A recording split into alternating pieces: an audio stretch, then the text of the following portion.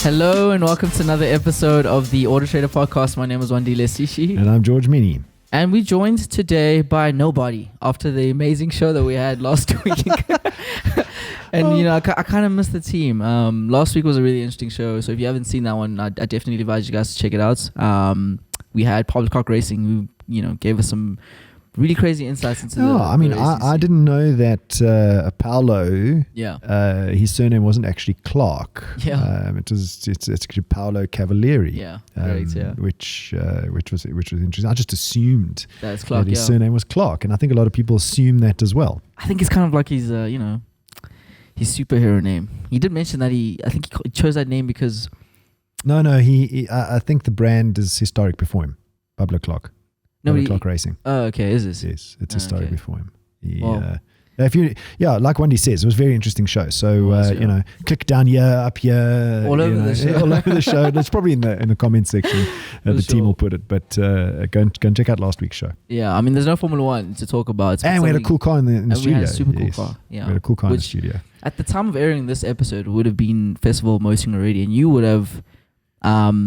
Okay, well, technically that's not the car. That's the simulator. No. But you would have set a time and hopefully you would have kept that time. Yes. So I'm attempting to. I am not saying that I am going to be able to, but I'm going to attempt to set the best lap time that I can in a simulator at FOM. Yeah. And then if you are able to beat my time, you automatically get into the draw. Correct. For a ride in a... I think it's Ferrari hot lap, but what Ferrari is it?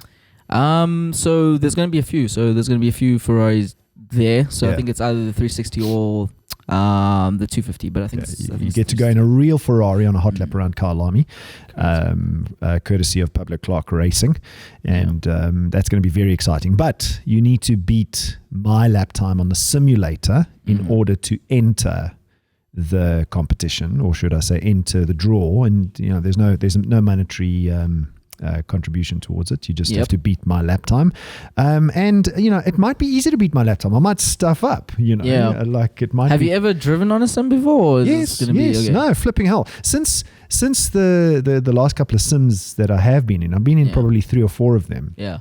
I don't know if you remember, we had that really Ferrari-looking simulator at the one FOM a couple of years ago before COVID. I think I joined just the year after, but I've seen it. And the one that's going to be at FOM is like, it's. I mean, I was in it 2 days ago, I think, and it's completely branded with like full on the current Ferrari livery. Oh wow! It's Charles's livery. Okay, it looks stunning. Nice. So I've been in a few sims. I was in one in Cape Town about 2 months ago, if I recall. Yeah. Which was really realistic, very realistic. And since being in a couple of them, I've been Googling a little bit, like. How do you own one of these? Like is it ownable? Can my you? My friend has one because he does competitive racing a little bit on. I think he does F1 2022 as well as Gran Turismo, and his sim is out of this world. And do they live racing against each other? They do live racing against each other. That must be so cool. It's amazing. It's amazing. What do they like? Organize race meets and. Well, I think it's esports, right? So it's organized by either a sponsor or. And you can enter. You can enter yourself, and the quickest times qualify to actually do a full race. Oh wow! But it's not a full race; it's about half a race, so it's about 36 laps or whatever. But it's still really intensive. Wow! If you think about how long that is, it's almost like an hour. So. Oh, I'd love to do it. To do it. I want to, see if I can try it. Maybe I can rent one. I'm sure there's people out there who do, and there's great secondhand ones out there. Yeah. The things are robust. Gee whiz. Anyways, moving on. So today's episode, we're talking about some car laws. Before we get there, when's the next Formula One? Next Formula One. It's this Sunday, I think. It's this Sunday, so it would have been this past weekend when this show is. And we're going to Spa, Belgian Grand Prix. Grand Prix, I love it. It looks like a track with even amount of corners and straights. Yeah, very, very quick straights. Famous for Eau Rouge, which is, the hairpin. Flat out sort of, I wouldn't call it a hairpin. No, it's after the hairpin, sorry. Yeah. After the hairpin and then... yeah, you're going full tilt there, almost 300k, so... So it's a big DRS zone there. Well, I'm actually sure if the DRS zone is just before, would have been just before or just after, actually. No, on the straights, yeah. Okay. But awesome track. Well, 44 lap race, which means that it is quite a long circuit, 7 kilometers. Yeah, it is very long. 7 kilometers. So Sunday, the 20th of August. Yeah. By the time you're listening to this show, that race would have been done and dusted. What do you think is going to happen? It's the reset. So people's minds are going to be in a different place. I think the cars are also going to be in a different place for a lot of the teams. But honestly, I can't see anything shaking Max right now. Hopefully Ferrari's got their, Game on. Yeah, their game on. Their strategy game on. They need to stop giving away points, yeah. Yeah, I don't know. Like Season started so competitively, and then like I said before, I think Ferrari is writing up their strategy in Italian and using Google Translate to deliver it to. One of these days, they're gonna hear you. I'm a Ferrari supporter. Ferrari, Matteo's gonna come here himself and be like, "What did you say?" And I'm gonna say it again. What? You talking to me in Italian? No, it's not going to work. This strategy is not working. Anyways, moving on. So car laws, and I think globally car laws are very different. You'd think that it's kind of going to be a universal law, but depending on the city and the country and car laws or road laws? Road laws, not car laws. Well, car laws and road laws, but today we're speaking about traffic laws specifically. And depending on where you are, they can be quite strange and bizarre. But something that I noticed in the last week is in South Africa, there's been lots of talks about new traffic laws coming in. I don't know if you've heard any rumblings around on the news. Well, speed limit changes. Yeah, that's a big one. Yeah. And is there any laws that you think should be changed or amended off the top of your head? I mean, I don't know. I'm no expert and engineer in road traffic, but what's wrong with our current speed limits? Speed limits. Okay, well, first and foremost, I think our speed limits are too low. Too low. But I don't think. Okay, I think 120 km an hour for a car is too low of a speed limit. So first of all, why are they talking about changing the speed limits? Well, that's the thing. I think that's a good question. And I think in South Africa specifically, the reason why they want to change the speed limits is because there's lots of accidents. And let's be clear, they want to change the speed limits down, right? Down, yes. So they want to reduce the speed limit from 60 to 50 km an hour and from 120 to 110. Correct. So where this started is, I think it was in the Western Cape. Essentially, I don't know if you saw, but there was an accident in Buckies that involved Buckies rather, where 35 farm workers were severely injured. And it's not necessarily because of the vehicle, but more so how people 35 farm workers in one go? In one accident. Okay, so now I've got to ask myself, well, was this a taxi? Is taxi only take 16 people? How does 35 people get injured? So it's the... Sitting on the back of the Bucky story. On the back of the Bucky story, yeah. Well, is that a speed problem or is that a breaking the law, putting people on the back of a Bucky problem? It's two different problems that are happening at the same time. So two things can be true at the same time, right? And I think the speed, one, resulted in so high.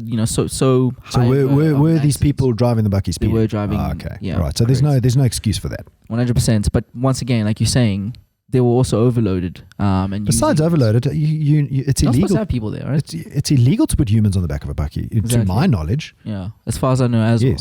So essentially the Western Cape government is asking for the government to essentially change the laws, and there's three things that they've kind of spotlighted. So strengthen the regulations, specifically with regards to rural and agri work transportation. What, as in you're not allowed to put people on the back of a Bucky? Yes. So if you're going to be doing, that's a good. I think that's a good one. I would support that 100%. 100%. I agree as well. Is there a way you can convert maybe a Bucky so it's?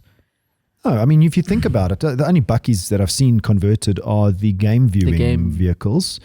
But the problem is there are no restraints and no seat belts. So I would imagine that would be the issue.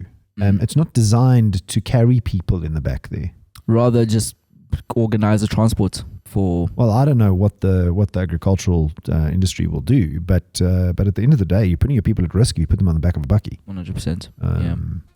Second thing they're proposing is basically an introduction of 80 kilometer speed limits for open truck transporting of passengers within provinces and within the province. Okay, so they're not outlawing putting people in the back of a truck or bucky. They're just going to reducing the speed limit for people in the back of a truck or bucky. How's that? That's kind of backwards.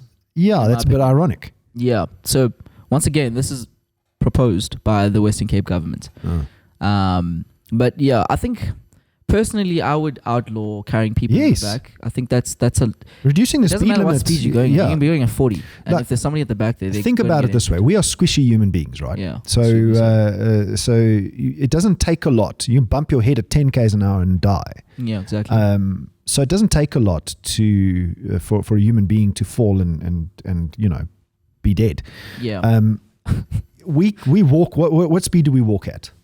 8 k's an hour, 5 k's an hour. Yeah. Okay, so we walk at 8 k's an hour, right? You can fall walking and bump your head and be dead. Yeah. Okay. Yeah. We sprint. Like, I mean, how fast do we run? 11, 12 k's. Yeah, you go with my maths again. But anyway, go with me. We sprinted 11 k's an hour. I don't know how fast. Well, you're saying go like 35 k's an hour. So let's use that as the fastest man. Who's that? Usain Bolt. At 35 k's an hour. 35. All right, okay. but he can't sustain that for very long. This is, I could be completely incorrect here, but don't quote me on that. Okay, 35. 35 sounds fast. I'm not sure you can run 35. All right, well, let's. Hold on a second. We're gonna find this out. Yeah, speed of Hussein George and his numbers. Bolt. No, I have to know. Hussein Bolt. Oh, what is Wandie, you're wrong. Okay. Top speed 44 kilometers an hour. Why would you smile and say that? Because you're wrong in the wrong direction. So Hussein Bolt average ground speed is 37.58 kilometers per hour. Average ground speed, whilst he's reaching a top speed of 44.72 kilometers an hour in the 60 to 80 meter stretch. This is probably obviously a 100 meter sprint. Yeah. He's probably dead tired after that. Yeah. Anyway, okay. So, but average person's not doing 44 kilometers an hour or even 37 kilometers an hour. So I mean, I don't know. Call it 20 k's an hour. Let's call it 20. Yeah, 20 k's an hour, right? Yeah, it's sprinting. Yeah. Okay. If you go at that speed into a wall, you're gonna hurt yourself properly. Yeah. You could even die if you hit your head in the wrong place. Yeah. Right? If you like aiming with your head, then I wouldn't advise it. So now you want to put live people on the back of a bucky. Yeah. And limited to 80. And 80? Yeah. Now you're going... You fly. Like 3-4 times the speed of a sprinting human being. If that person flies off that bucky at 80 k's an hour, the speed limit literally has to be walking speed in order to... Yeah. For me, that doesn't make any sense. Yeah. Any sense whatsoever. Come on, Western Cape government. It's a start, and I think they're the only ones who are actually starting anything right now. That's not a start. That's dumb.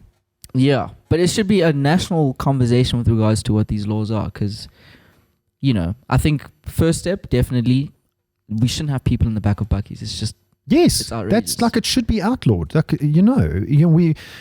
when I was single digits old. Yeah. We didn't have seatbelts in the back seats of cars. Now we've got proper seatbelts, restraints, all that stuff. Yeah. But we're still putting people in the back of a bucky.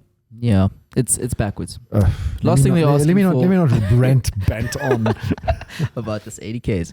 The last thing that the government is proposing is basically a subsidy for rural and public transport to enable bus services and agri workers to get from A to B, which I think is the initial step that should be taken.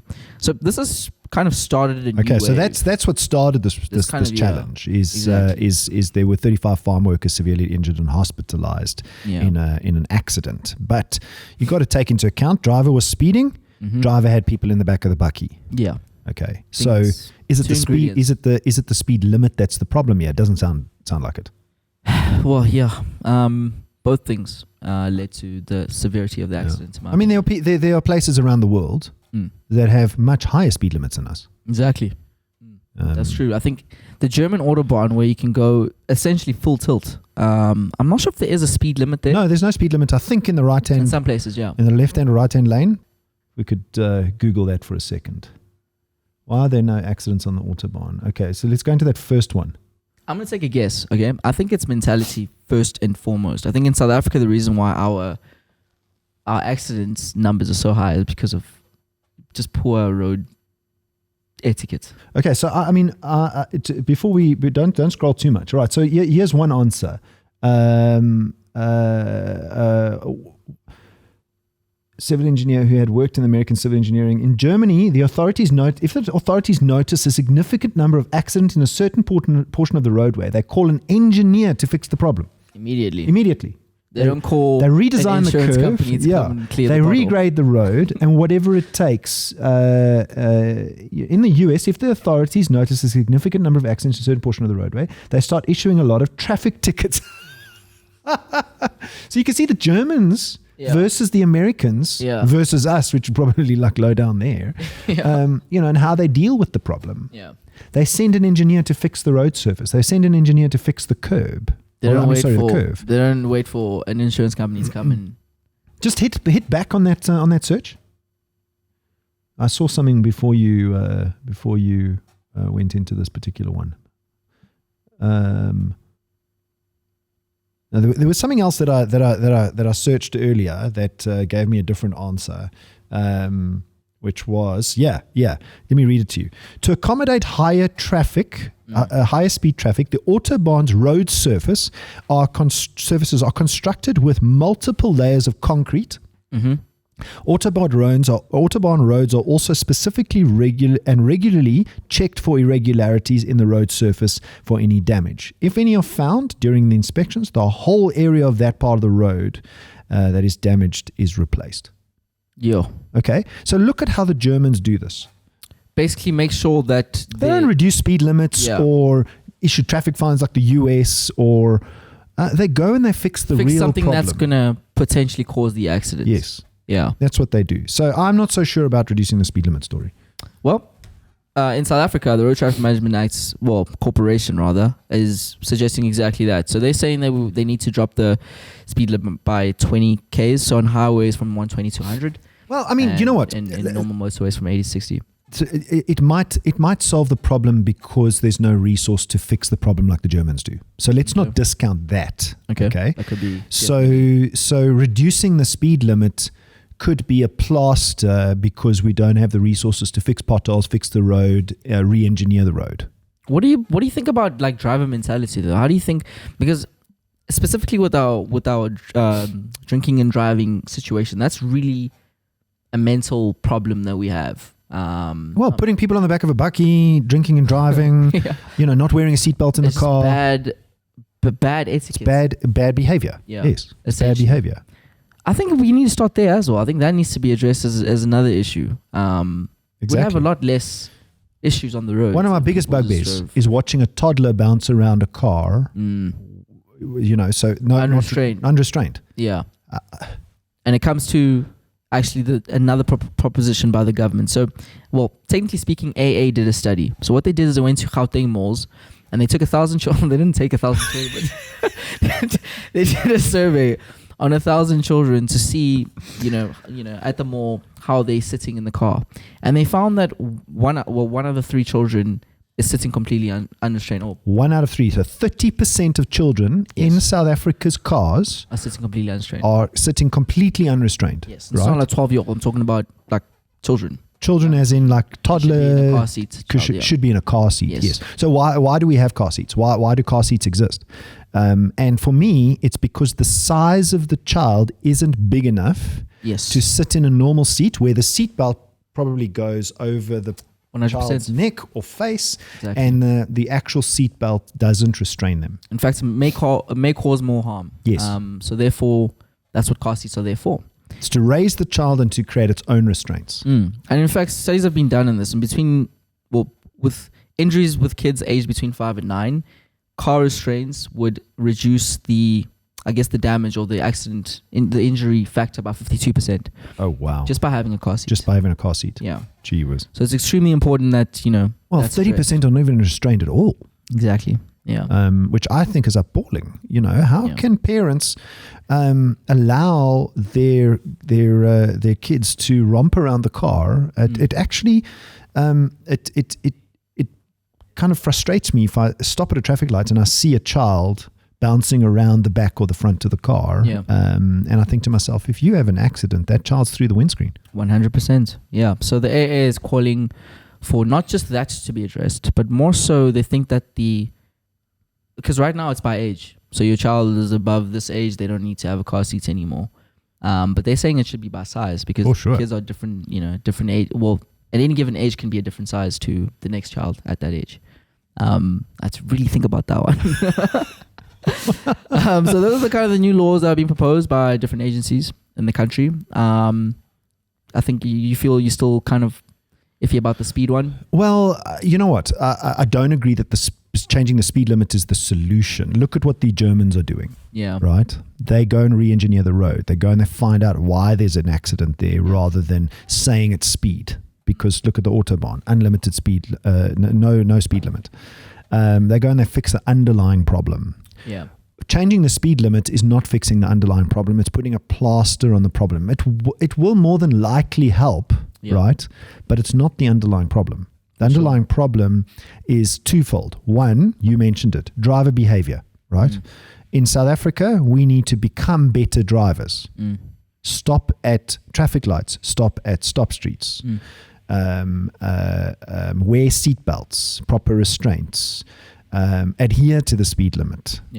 Don't drink and drive. So we've got behavioral issues. That's number one, I think. And number two, reducing the speed limit will put a plaster on it because we potentially don't have the resources to go and re-engineer the road. Exactly, yeah. And we don't have the resources to go fix the potholes. Yeah. And because of those problems, the only downstream solution is to affect the consumer driving, which is a negative thing.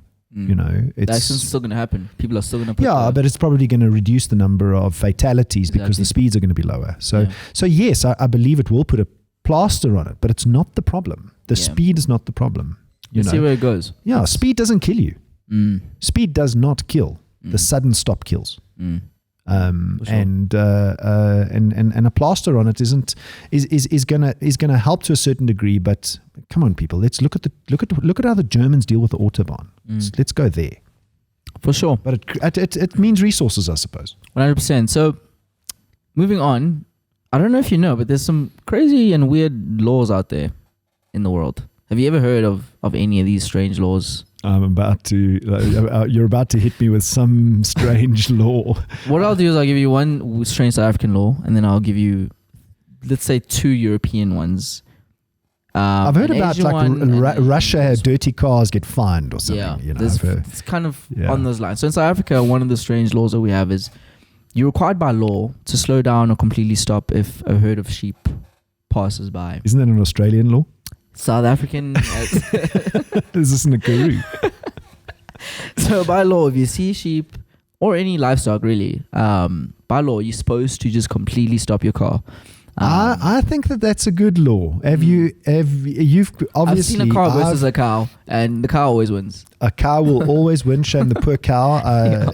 Many years ago when I was in my early 20s, driving at night around the on the garden route, there's a mountain pass, and I was following a minibus full of people. It wasn't a taxi. It was a transport. I think it was a group of church people that were in this high ace, and I was following the high ace, and the next second there was a rain of glass onto my car, right? Yeah. What was it? And I slammed on brakes, didn't hit the back of this high ace. We weren't going too fast. The high ace hit a cow.